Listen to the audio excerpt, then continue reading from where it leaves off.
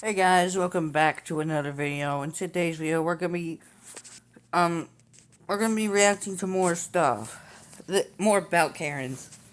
Um, this says when Karens attack cops, USA. She pulled out a knife. In front of her stood a cop, gun aimed straight at her chest. One wrong move and she'd be dead. But she didn't drop the knife. She took a step forward. In America, thousands of arrests happen every single day. Most people get it. Screaming at a guy with a gun is a bad idea. Not these people. They scream about lawyers, daddy's private islands, and connections that'll fix everything. And some of them just pull a knife. Today, 9 stories like that, from a kick to the head all the way to a knife against a drawn gun, escalating chaos the whole way. Let's go. 1.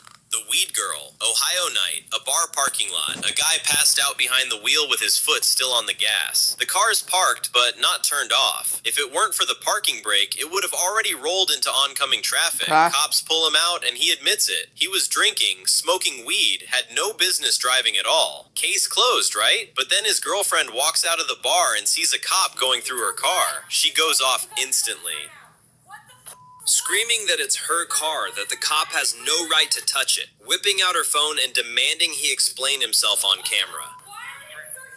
The cop tries to stay calm. Her boyfriend was driving drunk, the car reeks of weed. That's enough for a legal warrantless search, no permission needed. She's not listening. She yells that weed's legal in the state, that it's her mom's car, that she didn't do anything wrong, and keeps stepping toward the officer, waving her phone in his face. 3 minutes of screaming, threats, and hysterics end with one order: hands behind your back. That's when she decides words aren't working anymore and just kicks the officer in the head. The reaction is instant. She's pinned down, cuffed, hauled to the station. In the car, they find pill bottles and way more weed than just personal use. Final charges: obstruction, resisting arrest, disorderly conduct. Her boyfriend, meanwhile, just went home quietly because he didn't act like an idiot. 2. Karina, the airport bathroom Karina. Wait, weed is okay in Ohio? Man, Ohio's just weird. Sorry if any of you are from Ohio, but a lot of stuff from Ohio is pretty weird. There's already memes about Ohio having no laws. But there's also a law that says you can't get a fish drunk. Like how? How do you get a fish drunk, Ohio? Such a scene on the plane that she got pulled off the flight before it even took off. When the cops showed up, she didn't stick around to talk. She bolted it. Why didn't they just let her to get on the wait for the plane to take off and then just throw her out of the plane? That would have solved the issue a bit quicker. That way, if she ever caused a ruckus, she wouldn't be able to cause another ruckus. Permanent solution. To the airport bathroom and locked herself in. When the cops find her, she flips straight into full victim mode. I'm being harassed. I'm uncomfortable. I'm not okay. Not a single word about what actually happened on the plane. Okay, well, I'm here to help you. Asked if she'd been drinking, her only answer, is that even illegal? Then comes the circus cops have heard 1,000 times. Every single question gets the same answer. I'm calling my lawyer first. Eaten today? Lawyer. Taking any meds? Lawyer. Headed to Atlanta? Lawyer. She repeats it over and over like a broken record. If I answer any questions, I'm gonna call you. Clearly hoping the phrase alone will stop the whole arrest. Her slurred speech and wobbly stance say way more than any of her answers do. The cops drop the formalities and cuff her. That's when the real show starts. I don't want him touching me! She screams about the male officer, even though a minute ago she wasn't objecting to the arrest at all. I said I don't want him touching me! Then come the kicks aimed at officers while getting into the car. A hysterical, yes, daddy, I'll be a good girl. And the grand finale, refusing to get out of the car once they reach the station. Final charges: assaulting an officer, public intoxication, resisting arrest. The lawyer, by the way, never showed up. 3. The island owner's daughter. Cops pull over a Tesla for reckless driving. The car stops, then peels off again immediately. Second stop, she gets out on her own. But the second the officer tells her to walk over to the patrol car, she loses it. What are you even arresting me for? When he just says, get over here because I said so. You need to come over here right now. Because I'm telling you. She bolts back to the car and tries to run a third time. This time they catch her and take her down. And now the real show begins. She screams, "Daddy!" like she's being murdered. Even though nobody's being rough with her, it's just standard cuffing procedure on someone resisting. What am I doing? You don't even know what I did. I could have killed someone. I could have killed you. You're alive right now. She throws at the officer, completely deadpan, while still thrashing and fighting the cuffs with her whole body. So those lights and sirens mean nothing? We're just out here. Then comes the magic phrase, "My dad owns an island." The cops, unsurprisingly, are not impressed. She's 24, and calling daddy isn't part of the standard procedure for drunk driving and fleeing a stop. They eventually let her call him anyway, and surprisingly, he tells her exactly what she needs to hear. You put yourself in this hole, now calm down. She racks up a full list of charges. DUI, reckless driving, evading police, and resisting arrest with violence. Daddy's Island didn't help this time. 4. Terry. The airport Terry's running for her gate, drunk and late, and literally shoves her way through the line, pushing Why are all other of them passengers drunk? aside. A guy in line stops her and puts her back at the end. And that's when Terry comes up with an idea that almost ruined an innocent man's life. They all saw it. He choked me! He threw me to the ground! She screams at the top of her lungs, grabbing her own throat. Problem is, not one of the dozens of witnesses around saw anything like that. What they did see was her trying to cut the line herself. Terry demands the airport manager, demands a cop, yells that she's a former NYPD officer, apparently hoping that's some kind of magic word. It's not. 15 minutes of screaming, accusing all of America of racism, and a grand finale of "I'm moving to Spain," and the only way they could. When police finally decide to arrest her, Terry moves from talk to action. While getting into the patrol car, she kicks the officer straight in the face. The hit is hard enough that a second officer's body cam cuts out for a second. Final charges, public intoxication, resisting arrest, and a separate assault on an officer charge. The man she accused of choking her, who never touched her, calmly gave his statement and flew home. Christina Catt, the ex-mayor's wife, draws police attention for the second time in one day.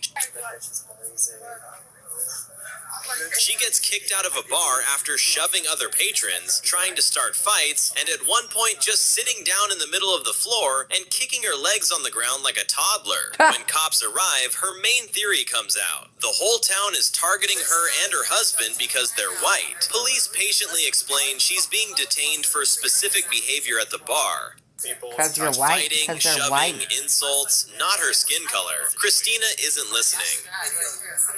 Meanwhile, she manages to accuse a random bystander who tried to help her of attacking her, literally a minute after he told the cops what a nice woman she was. I never said that. When it's time for the arrest, Christina flat out refuses to cooperate physically. Her legs go limp. She drops to the ground, bites, demands someone hold her purse, screams that she's being tortured, and officers end up literally wheeling her to the patrol car in a wheelchair because she won't move otherwise. Along the way, she manages to insult basically everyone who tried to help her, including that same kind bystander. Final charges, disorderly conduct, and resisting arrest. The town definitely won't miss her. 6. Miss Upton, Plano, Texas. 3 friends of Indian descent are saying goodbye in a restaurant parking lot, chatting in their native language. A stranger walks up and out of nowhere throws in their faces, "Go back to India, nobody wants you here." The girls obviously talk back, and that's when Miss Upton goes from words to fists, hitting one friend in the face, then the second, then the third. The most absurd part of this whole story, Miss Upton films the entire thing on her own phone, apparently genuinely believing that recording herself beating up strangers would somehow work in her favor later. The footage clearly shows her hitting the girls one after another, screaming racist insults and demanding they speak English in our country, while changing her own claimed and she's nationality Texas. several Everyone times in over the Texas course of one probably has a conversation. gun. When the victims pull out their phones to film back, Miss Upton suddenly switches tone to, "Sorry, I think I went too far." Then, 10 seconds later, attacks the third girl again, like the apology was just a reload pause. Then she shoves her hand in her bag and claims she has a gun, threatening to shoot anyone who keeps filming her. Luckily, police arrive before things turn deadly. Turns out she doesn't have a weapon at all. She was just scaring people with words. Despite video of her beating 3 people on camera, officers let her go on the spot and only arrest her the next morning. She's charged with making terroristic threats. One of the victims later files a civil suit, telling the court she still wakes up in cold sweats after that night.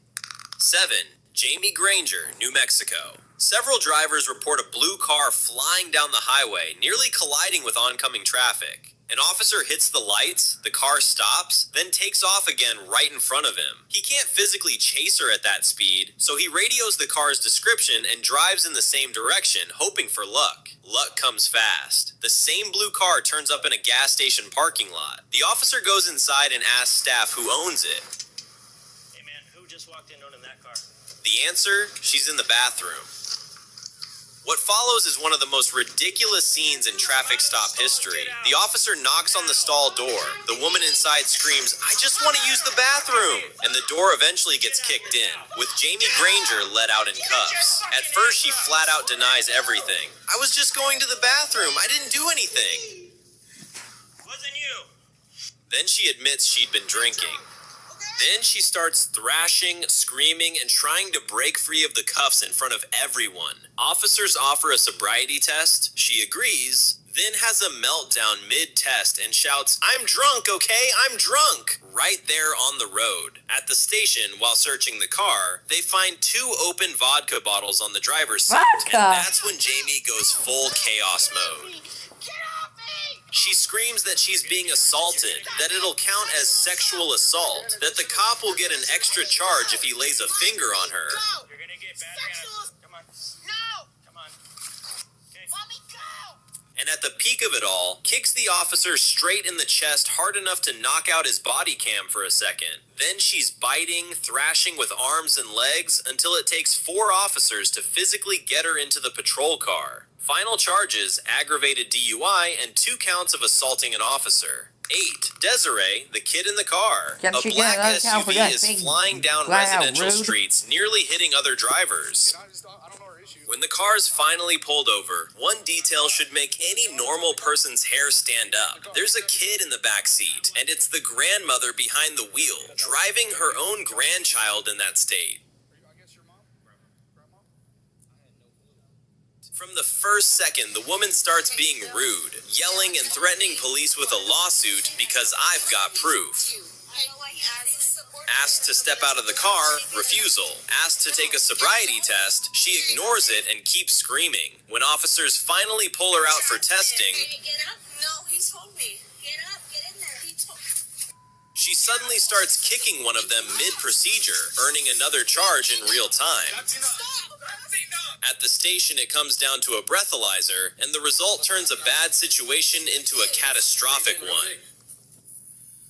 Blood alcohol level, 0.36%. That's 4.5 times the legal limit. The kind of level where a normal person is at real risk of alcohol poisoning and coma. And this person was just driving a kid at speed through residential streets. Okay, that's fine. Just get in there. Just get in there.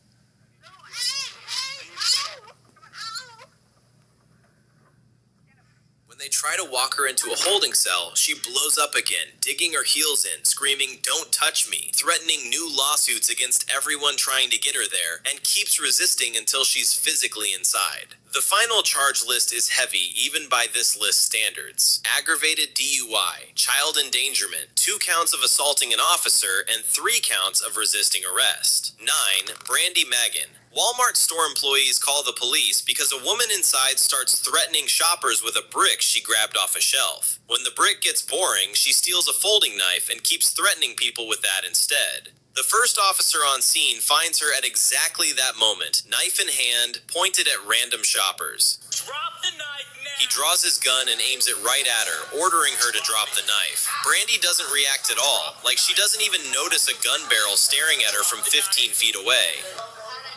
Drop it now. Drop the knife. Drop it right now, the officer repeats over and over, finger on the trigger, ready to fire at the first sudden move toward him. She just stands there staring at him, knife still in hand, like this is the most normal situation in the world. Only once backup arrives can the first officer switch from his gun to a taser. Dialing back the lethal force before extra firepower is on scene would have been too risky. The taser drops her instantly. The knife flies out of her hand. At the hospital, the reason behind her behavior comes out. She was on meth, having taken over 4 grams right before walking into the store and threatening people with weapons. Given her long criminal record, including robbery, kidnapping, and assault, she's hit with a new charge of aggravated assault with a deadly weapon, up to 5 years in prison and a hefty fine. The only reason the story didn't end in a funeral might be the few seconds the officer had to switch from a gun to a less lethal weapon. Notice the pattern? Not one of them thought she'd lose. Each one had her trump card. Status, daddy, a loud voice, a knife, and each one ended up in the exact same place. Handcuffs and a list of charges. Confidence isn't armor. Smash that like and subscribe. And check out these videos. They're even wilder. See ya!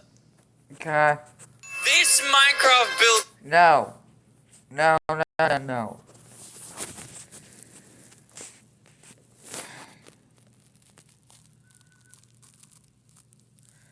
Okay. Let's try to find another one.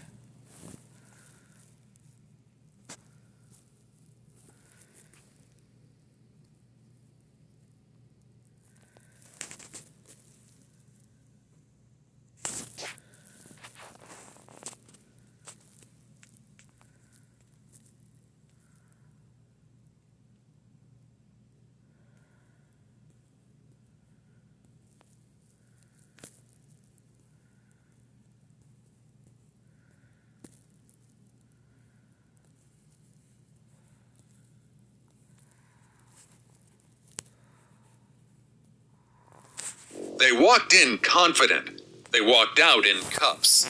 Here are 5 cases when super entitled Karens face reality check by cops. Number 5. When defending her child led to unexpected trouble. Police respond to a heated call involving neighbors after an argument over children quickly escalated into violence. Here's what happens next. Yeah, it took place right there where you can see the shells. She knocked me right on my... You were back down? What constituted this fight? Well... It couldn't have been just a random act of just violence. Yeah, it was. What happened is, I saw these 2 boys on the property. I was just coming to my front door, and...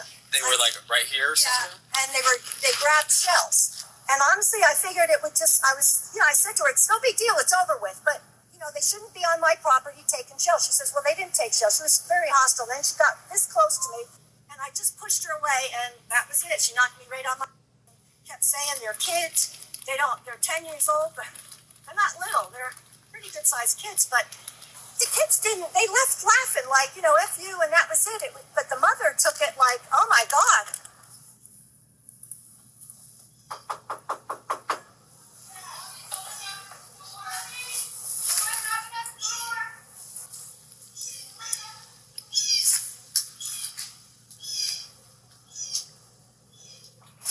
Hey, Elizabeth.